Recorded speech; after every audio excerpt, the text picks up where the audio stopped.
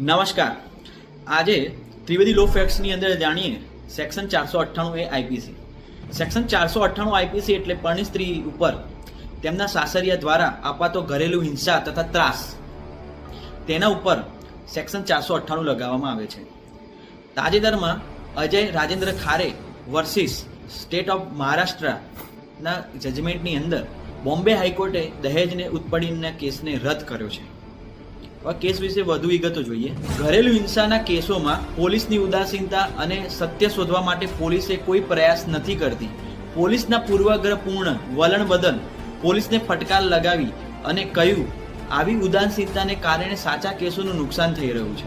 Bombay high court દ્વારા અવલોકન કરવામાં આવ્યું છે કે 498 એ આઈપીસી હેઠળના ગુનાઓની વાતમાં આવે ત્યારે પોલીસે યોગ્ય સાવચેતી અને યોગ્ય તપાસ કરતી નથી અને ધારણાઓને પૂર્વગ્રહપૂર્ણ મનથી તપાસ આગળ વધારવાના તેમના વલણને ખતરનાક ગણાવી છે.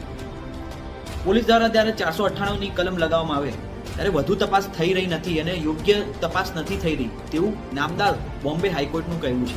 બસ આવા જ ફેક્ટ્સ જાણવા માટે મારી યુટ્યુબ ચેનલ તથા ઇન્સ્ટાગ્રામ ચેનલને સબસ્ક્રાઇબ કરવા નમ્ર વિનંતી. જય હિન્દ, જય ભારત, વંદે માતરમ, સત્યમેવ જયતે.